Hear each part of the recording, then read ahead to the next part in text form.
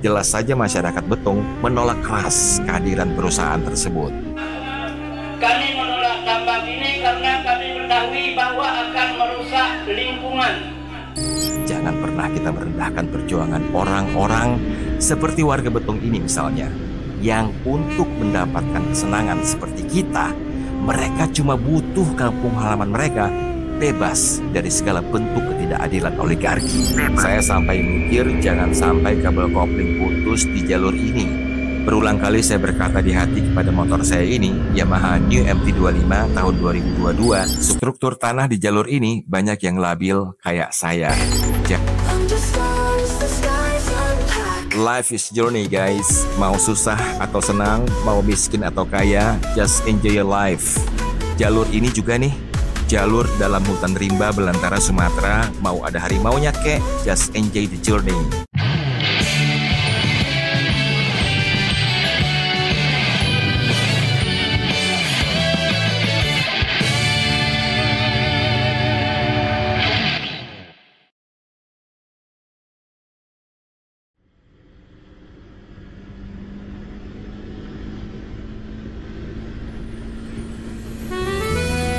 Akhirnya kita tiba di Betung Atuh, sebuah kawasan di lembah Bukit Barisan yang penduduknya itu tidak masalah untuk hidup bertetangga dengan harimau Sumatera. Yang umumnya mereka ini bertani dan berkebun, dan mereka tidak pernah mengalami interaksi negatif dengan harimau Sumatera karena mereka adalah penduduk yang menjaga kelestarian alam dan tidak memburu satwa, tidak pernah juga memburu babi hutan sebagai mangsa harimau Sumatera, sehingga menjadi salah satu kawasan yang belum pernah terdengar konflik antara mereka dengan harimau Sumatera. Di saat hampir sebagian kawasan di Aceh yang bersinggungan dengan hutan terjadi konflik antara manusia dan harimau Sumatera.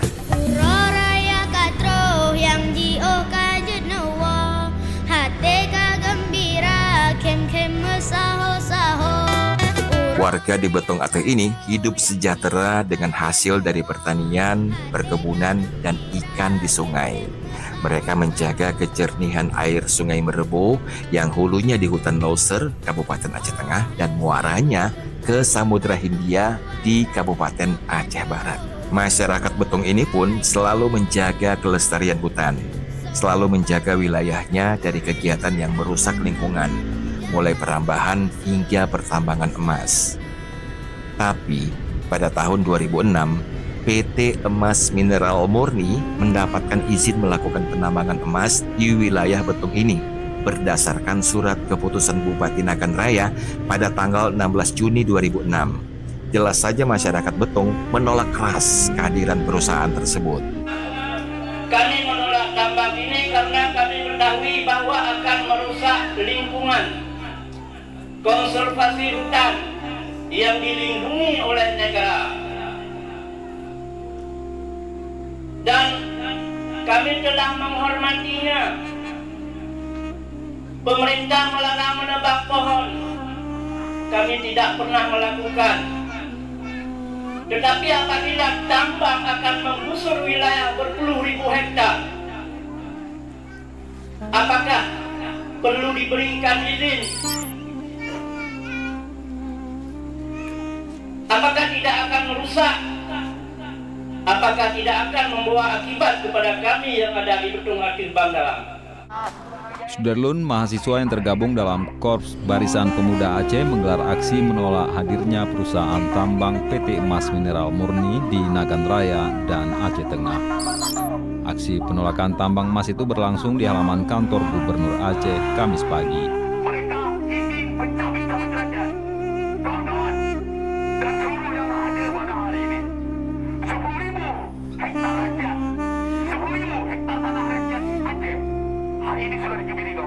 Dan setelah melalui perjuangan yang sangat panjang, izin perusahaan dicabut setelah masyarakat melakukan kasasi ke Mahkamah Agung. Tapi masalah ini belum selesai bro. Sekarang muncul pula perusahaan baru bernama PT Bumi Mentari Energi yang izin konsesinya hingga mencakup pemukiman, areal pertanian, dan perkebunan masyarakat. Jelas saja masyarakat Betung menolak kehadiran perusahaan ini. Mereka tetap memegang kuat prinsip mereka bahwa tambang hanya membawa penderitaan. karena mencemari air, merusak hutan, menghancurkan kebun, dan mengundang bencana. Sampai video ini saya buat, saya belum tahu bagaimana perkembangan perjuangan mereka. Apakah telah berhasil menggagalkan izin tambang perusahaan baru tersebut atau belum? Saya sama sekali belum paham. Atau mungkin perizinannya memang belum ada sama sekali. Saya belum tahu. Akan tetapi dari penelusuran saya di internet, sepertinya perjuangan mereka belum selesai. Diberitakan setahun yang lalu, petisi menolak tambang di Betong sudah ditandatangani lebih dari 20.000 orang.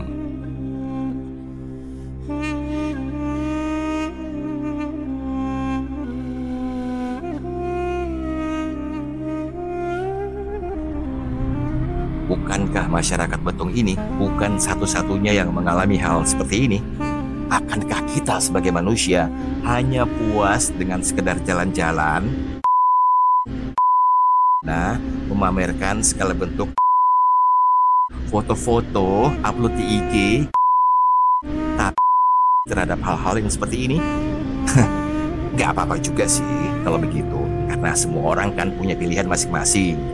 Tapi setidaknya jangan pernah kita merendahkan perjuangan orang-orang seperti warga Betong ini misalnya, yang untuk mendapatkan kesenangan seperti kita, mereka cuma butuh kampung halaman mereka bebas dari segala bentuk ketidakadilan oligarki. Bebas dari segala bentuk ketidakadilan oligarki.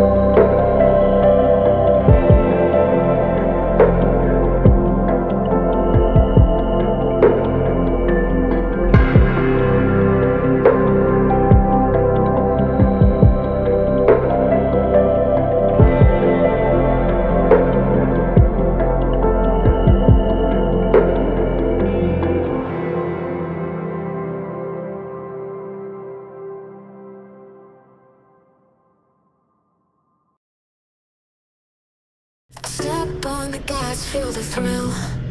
Chase the sun over the hill.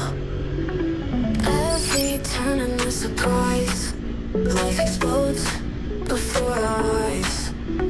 Winding roads and flashing lights. Distant stars and city nights. Watch the world just spin around. In the moment we are found. It's not where you go, it's how you get there. Feel the wind blow, taking you everywhere. Heartbeat drums a crazy beat. Adventure found in every street.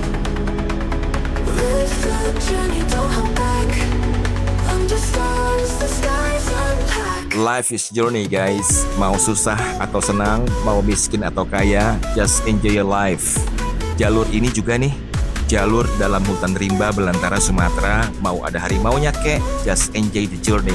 Walaupun tetap was-was solo riding sendirian. Maunya sih riding di belakang pemotor lain ya, tapi sejak awal jalan belum nemu-nemu juga. Yang ada cuma pemotor yang berpapasan dari depan kayak tadi barusan. Itu pun cuma sesekali nemunya. Ya oke lah, bisa membuat saya merasa bahwa saya tidak sendirian di jalur ini. Feel the wind blow, taking you everywhere. It's not where you go, it's how you get there. Feel the wind blow, taking you everywhere. Saya bisa bilang bahwa jalur ini adalah jalur impian tiap riders. Enak banget riding di sini guys. Buat kalian yang ada rencana touring ke Aceh, ke titik nol Indonesia, jangan lupa riding ke jalur ini. Tentunya kalau kalian punya waktu dan ingin mengeksplor jalur-jalur cakep di Aceh. Kalian bisa masuk ke jalur ini via Pantai Barat melalui Kota Melabuh. Setting destinasi kalian di Google Map dari Melabuh menuju Betung Ateh. Terus tambahin pemberhentian di peta ke Kota Takengon. Kalau mau masuk via Takengon, begitu juga. Setting destinasi kalian di peta ke Betung Ateh, terus tambahin pemberhentian akhir di Kota Melabuh. Enaknya kalau riding di jalur ini rame-rame, jangan sendirian kayak saya. Saya sih cuma pengen uji nyali aja. Kalau rame-rame, kalian bisa berhenti di banyak spot cakep di sini. Foto-foto, ambil video, dan kalau bawa drone, lebih cakep lagi guys. Syukur-syukur kalau kalian bisa nggak sengaja nangkap video atau foto penampakan harimau Sumatera dan kalian selamat tanpa harus kekurangan sebelah tangan atau kaki. Ya enggak?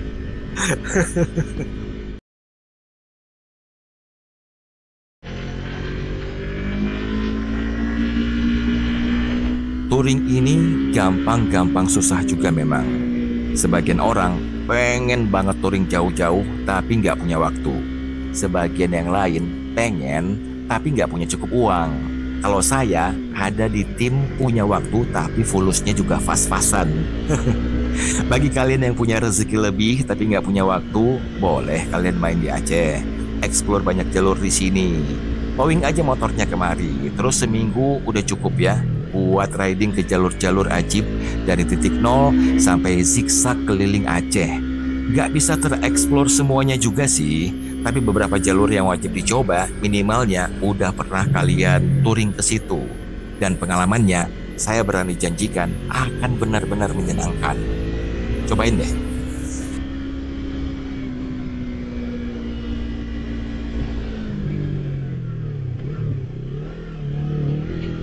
Lihat aja nih, jalurnya benar-benar enak kan buat riding. Bisa manuver dan jalannya juga sepi. Ditambah dengan sedikit rasa was-was karena jalur ini berada di habitatnya harimau Sumatera. Tapi tenang aja bro, lama belum kedengaran ada interaksi negatif antara manusia dan harimau Sumatera di jalur ini. Jadi buat solo riding di siang hari, ya seperti saya ini, ngeri-ngeri sedap sih emang. Tapi kalau rame-rame, udah pasti lebih enjoy. Gak pakai perasaan mencekam yang kayak saya rasakan sekarang nih.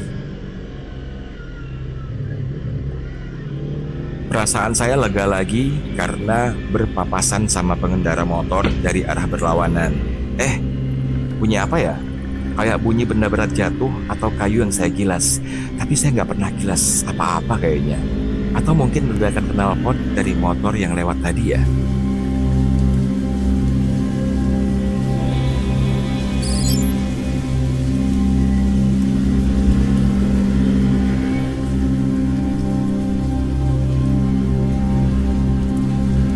Sampai di sini suasananya semakin menghutan guys. Jalur jalan juga terlihat mulai semakin mengecil, gak tahu kenapa. Saya bukan orang yang khawatir atau takut dengan hal-hal mistis, hantu belau dan sebagainya bro. Bagi saya ancaman makhluk halus seperti itu tidak begitu nyata. Walaupun saya percaya mereka itu ada. Karena dalam agama saya mereka itu jin. Dan jin itu memang ada. Mereka juga dibebankan untuk menyembah Allah dan mengamalkan syariat ini. Yang ingkar biasanya suka usil. Dan dengan rendah hati, saya katakan bahwa kalau mengingat makhluk ini, saya tidak merasa khawatir atau takut. Tapi saya tidak mengharapkan penampakan, sebab bisa saja buat kaget kayak om-om yang sering kaget yang viral itu, tahu nggak? Yang saya khawatirkan itu adalah ancaman nyata dari binatang buas, predator penjaga hutan di sini. Siapa lagi kalau bukan harimau Sumatera?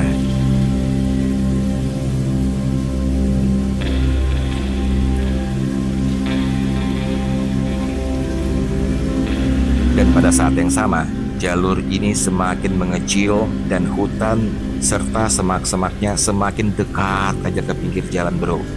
Saya nggak bohong bahwa saya sudah merasakan rasa takut yang lebih besar dari sebelumnya, bro. Benar-benar takut saya sekarang. Saya cuma bisa memasrahkan diri saja, solo riding terus apapun kejadiannya di depan. Saya sudah nggak bisa menikmati pemandangan di sekitar jalur ini lagi. Fokus saya hanya pada jalan dan siap-siap refleks kalau ada apa-apa. Saya memacu motor secepatnya sebatas aman bagi saya supaya gak jatuh atau tergelincir di aspal. Dan yang paling buat saya makin takut adalah tiap kali ketemu tikungan tajam seperti ini yang mengharuskan saya mengendurkan gas. Yang bisa aja kan pas belok tiba-tiba si nenek udah berdiri di depan atau di pinggir jalan. Lagi takut-takut begitu ketemu lagi sama rider yang sedang solo riding juga. Lagi-lagi dari arah berlawanan. Lega karena logika saya bilang kalau jalurnya nggak aman, pasti abang tadi itu nggak lewat kemari barusan sama motornya. Tapi rasa takut nggak juga beranjak pergi, bro. Ada aja terngiang di benak saya. Iya sih, dia aman emang. Tapi kan siapa tahu si nenek itu bisa aja muncul setelah abang itu lewat tadi. Aduh. Mana jalurnya semakin menyempit lagi, mulai gelap pula karena lebatnya pepohonan di samping jalan nutupin banyak sinar matahari. Aduh, mendung pula lagi. Ya jelas aja saya makin cemas, bro.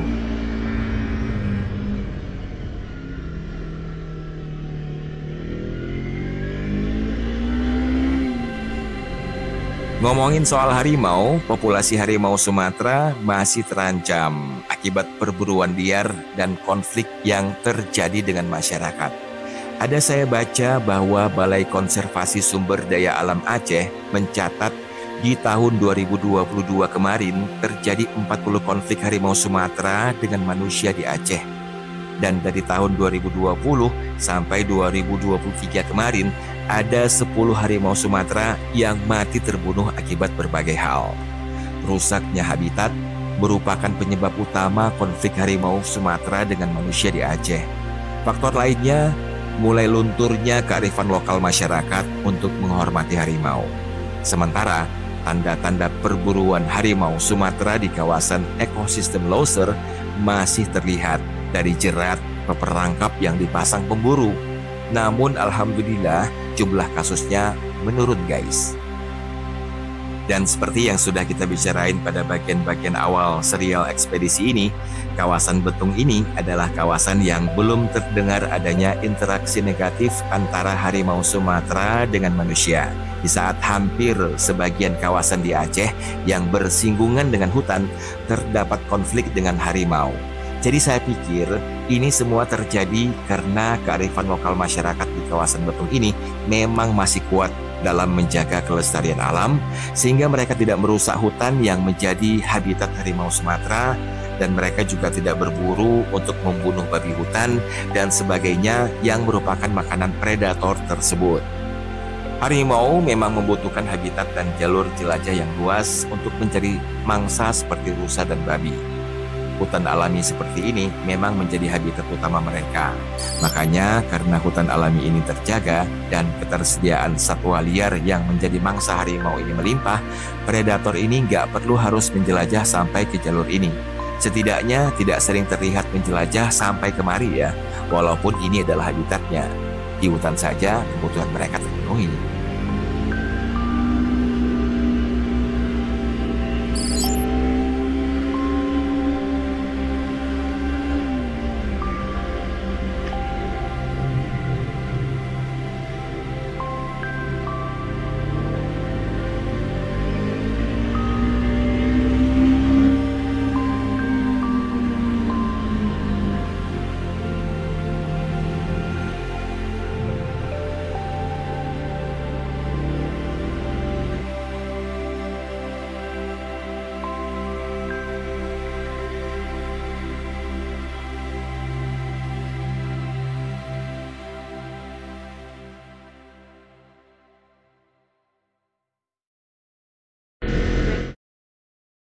Struktur tanah di jalur ini banyak yang labil kayak saya. Jadi di jalur ini memang sering terjadi longsor. Bahkan sebelum berangkat tadi, saya diwanti-wanti oleh Bang Oni, pemilik Os Coffee, untuk ekstra hati-hati melalui jalur ini sendirian. Sering longsor dan kalau udah longsor, jalan memang tertutup sama sekali dan kita harus balik, bro. Longsor guys.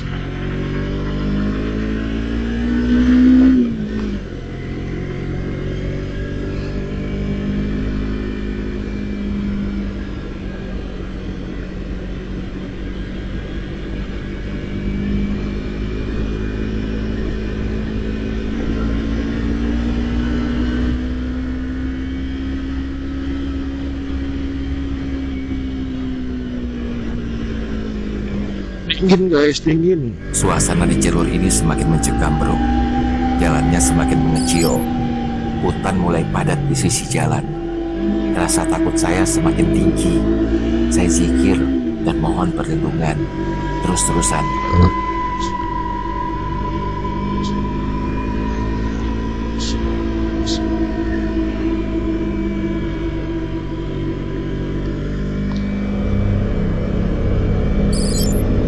Saya mencoba terus tetap tenang dan menikmati jalan. Saya coba menghibur diri dengan bicara buat kalian tentang suasana jalur ini, biar gak takut-takut amat gitu loh. Ini masih jam 2 lewat 46 menit di siang hari, tapi suasananya kayak sudah jam setengah 6 ya, setengah 6 sore. Masya Allah, mendung dan di tengah hutan lebat, hutan Sumatera.